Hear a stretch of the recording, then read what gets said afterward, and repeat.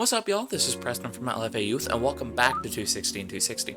Today, we're going to be reading Luke chapter 14 in the NLT. One Sabbath day, Jesus went to eat dinner in the home of a leader of the Pharisees, and the people were watching him closely. There was a man there whose arms and legs were swollen. Jesus asked the Pharisees and experts in religious law, "Is it permitted in the law to heal people on the Sabbath day or not?" When they refused to answer, Jesus touched the sick man and healed him and sent him away. Then he turned to them and said, "Which of you doesn't work on the Sabbath? If your son or your cow falls into a pit, don't you rush to get him out?" Again, they could not answer. When Jesus noticed that all who had come to the dinner were trying to sit in the seats of honor near the head of the table, he gave them this advice. When you are invited to a wedding feast, don't sit in the seat of honor. What if someone who is more distinguished than you has also been invited? The host will come and say, "Give this person your seat." Then you will be embarrassed, and you will have to take whatever seat is left at the foot of the table. Instead, take the lowest place at the foot of the table. Then, when your host sees you, he will come and say, "Friend, we have a better place for you." Then you will be honored in front of all the other guests. For those who exalt themselves will be humbled, and those who humble themselves will be exalted. Then he turned to his host. "When you put on a luncheon or a banquet," he said, "don't invite your friends, brothers, relatives, and rich neighbors, for they will invite you back, and that will be your only reward. Instead, invite the poor, the crippled, the lame, and the blind. Then at the resurrection of the righteous, God will reward you for inviting those who could not repay you." Hearing this, a man sitting at the table with Jesus exclaimed, "What a blessing it will be to attend a banquet in the kingdom of God." Jesus replied with a story. A man prepared a great feast and sent out many invitations.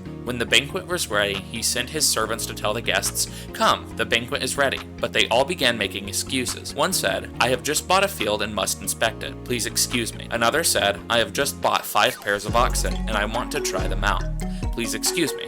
Another said, "I just got married, so I can't come." The servant returned and told his master what they had said. His master was furious and said, "Go quickly into the streets and alleys of the town and invite the poor, the crippled, the blind, and the lame." After the servant had done this, he reported, "There is still room for more." So his master said, "Go out into the country lanes and behind the hedges and urge anyone you find to come, so that the house will be full. For none of those I first invited will get even the smallest taste of my banquet." A large crowd was following Jesus. He turned around and said to them, "If you want to be my disciple, you must by comparison hate everyone else, your father and mother, wife and children, brothers and sisters, yes, even your own life.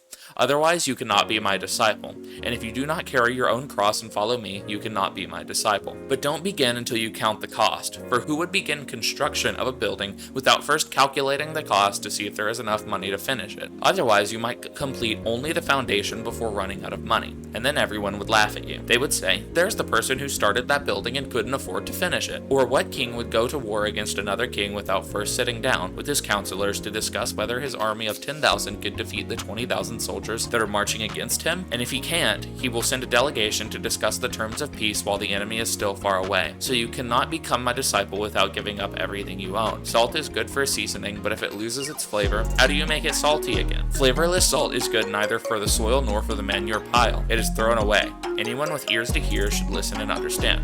And with that was Luke chapter 14 in the NLT. Hope you enjoyed reading this chapter with me. Hope you have a great rest of your day or night, depending on when you're watching this, and I'll see you next time. Bye-bye.